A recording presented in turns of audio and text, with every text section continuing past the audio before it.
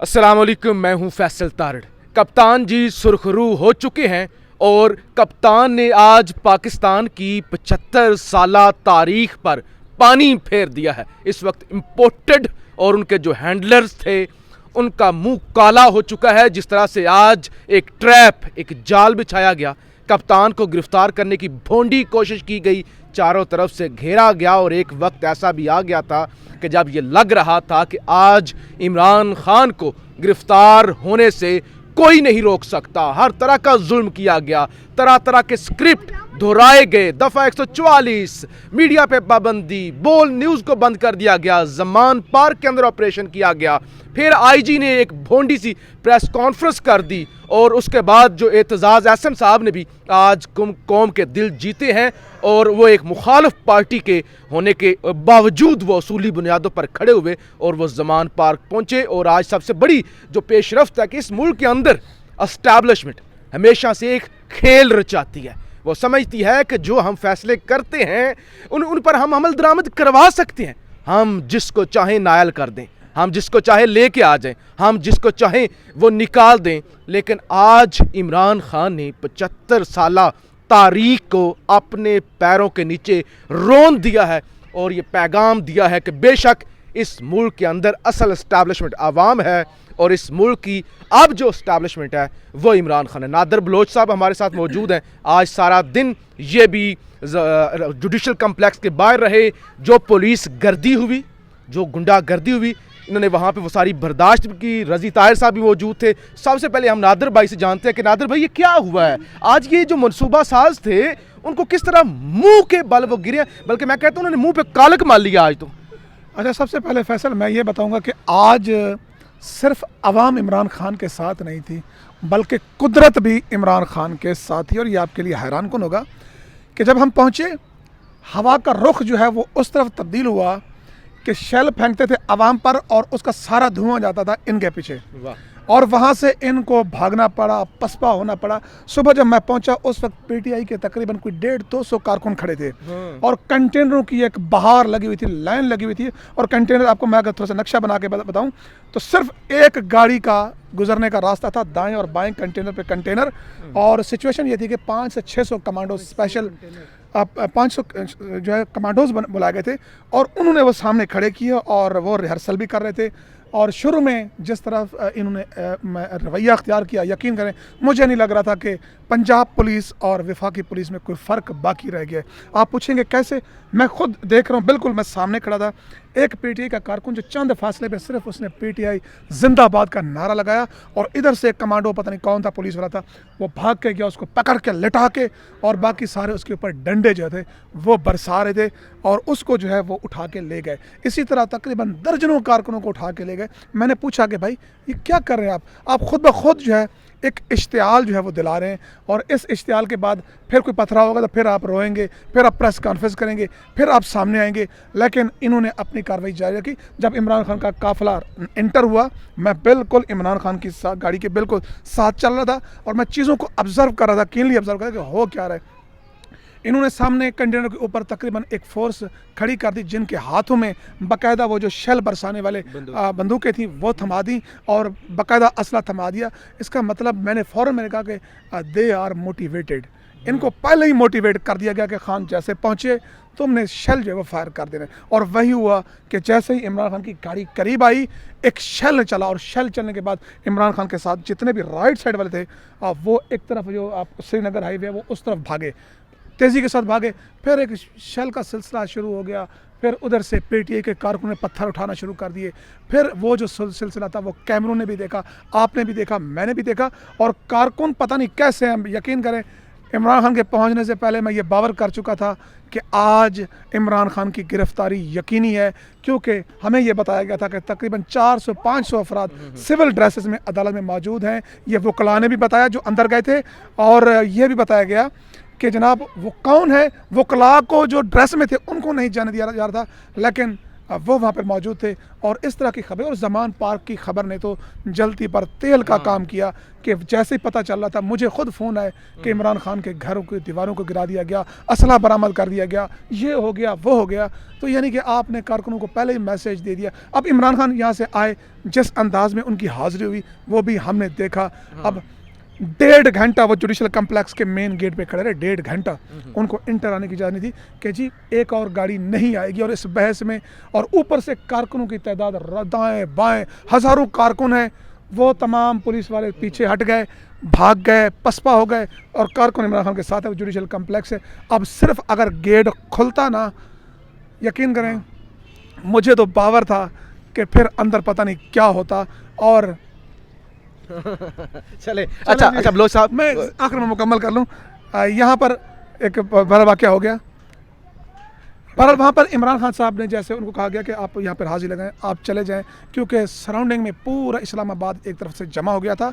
और इमारत जो थी वो ऐसा लग रहा था कि चारों तरफ आवाम है, लोग हैं, शहरी हैं, और दरमियान में अदालत है। और अदालत जो है, अब उसके पास मेरे ख्याल में कोई चारा नहीं था कि इमरान खान की हाज़िरी गेट पे लगाई जाए और उनको भेजा जाए। और ये पक्की बात थी कि आज जिस अंदाज में वहाँ पर उन्होंने धावा बोला, इमरान खान की गिरफ्तारी यकीनी थी। लेकिन वही बात जो आपने इंट्रो में कही कि अवाम अगर साथ हो, लोग दिल के साथ हों और पावर हो, फिर कोई उसको शिकस्त नहीं दे सकता। अच्छा रज़ीद ताहिर साहब, आप भी मौजूद थे और आपने ये सारी सूरत हाल देखी। दफ़ा 144 नाफिज थी, कारकुन जितने भी एक्टिव थे गिरफ्तार हो चुके थे, कंटेनर लगे हुए थे जनाब, पुलिस वहाँ पे अलर्ट थी, FC अलर्ट थी, खुफिया एजेंसियाँ वहाँ पे होंगी, ज़ाहिर है इतना बड़ा कैपिटल है और वहाँ पे सारे इंतज़ामात मुकम्मल थे। खान आया, खान के आने से पहले रास्ते में गाड़ियाँ ब्रस्ट हुई, उसके बाद एक गाड़ी उल्टी, यानी वो सारी कुछ सूरत हाल हो रही थी। उसके बाद टूल प्लाजा पर रोक लिया गया, रोकने के बाद मोटरवे को पिछली साइड से बंद कर दिया गया कि ये वापस भी ना जा सकें। इतना बड़ा ट्रैप, और उसके बावजूद एक शख्स जो है वो निकल जाता है। जज साहब गेट पे हाज़िरी लगवाते हैं और वो कामयाब होते हैं, सुरखरू होते हैं।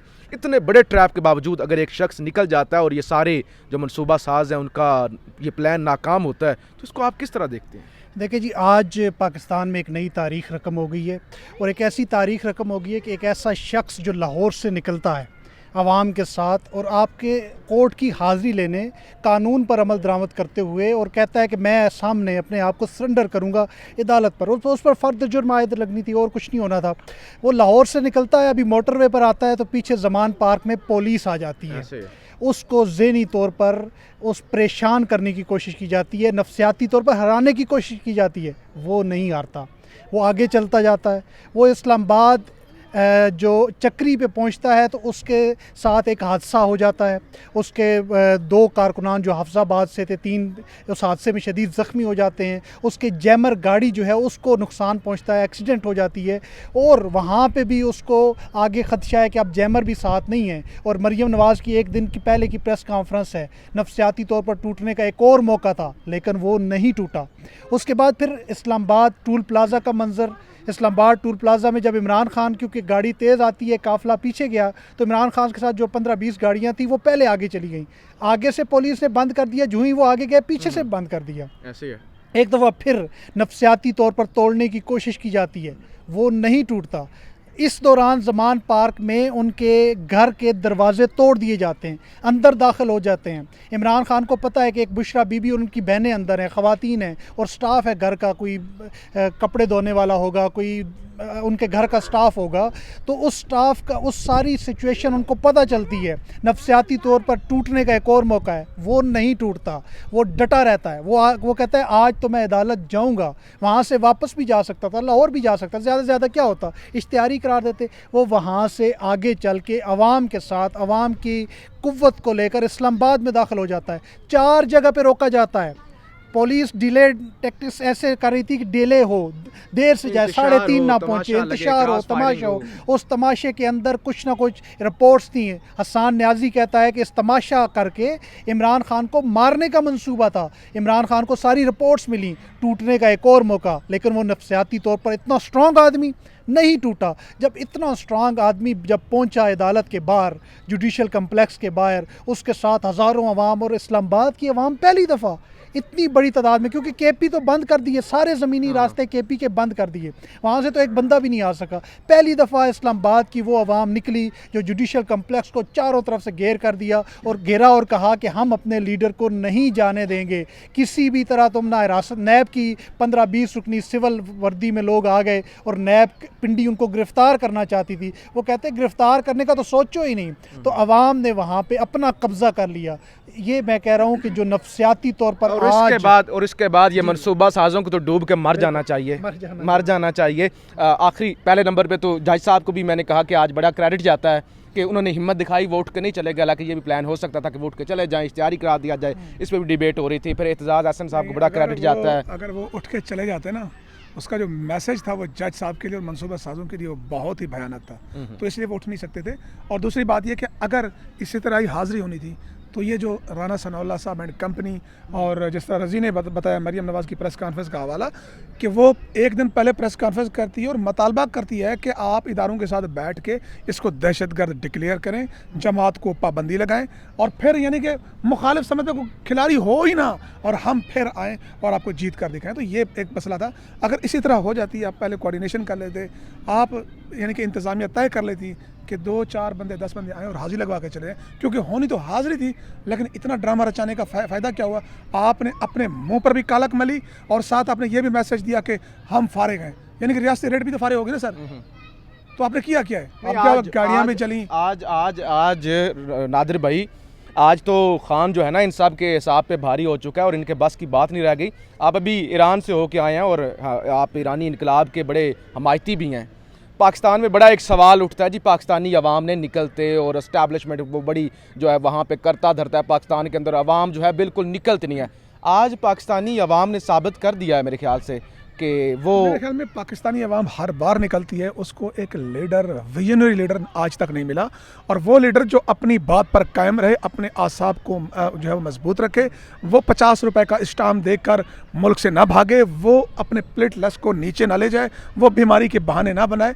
अगर अपनी बात पर मुस्तहकम रहे तो अवाम तो आपको मुसलसल 11 महीने से दिखा रही है कि हम साथ खड़े थे, खड़े हैं। इस तरह की अवाम तो भुट्टो के साथ होती तो भुट्टो को फांसी ना लगती, लेकिन क्या हुआ कि 30 साल बाद या 50 साल बाद जजेस तस्लीम करें कि हाँ that was the judicial murder, कि आज यानी कि इमरान खान को या किसी और लीडर को जो आवाम का पॉपुलर लीडर हो उसको मरवा दें और फिर 50 साल बाद आप तस्लीम करें कि हाँ उस वक्त हमसे गलती हुई थी। लेकिन आवाम अब ये चांस नहीं देना चाहते, ये एक पक्की बात है। नादिर बलोच साहब, रज़ी ताहिर साहब, बहुत शुक्रिया। और जितने भी ये मनसूबा साज देख रहे हैं, करता धरता और इस वक्त ये सारा तमाशा लगाने वाले, खुदा के लिए अभी भी समझ जाएं कि आप हार चुके हैं, आप हार चुके हैं। ज़िद में रहेंगे, ईगो में रहेंगे, अना में रहेंगे, अंदर ही अंदर खुद ही कुड़ेंगे, बुग्स के अंदर मुबतला हो जाएंगे। लिहाजा मुल्क का नुकसान ना करें, तस्लीम कर रहे हैं कि आपके बस की बात नहीं है, आप हार चुके हैं। पाकिस्तान जिंदाबाद।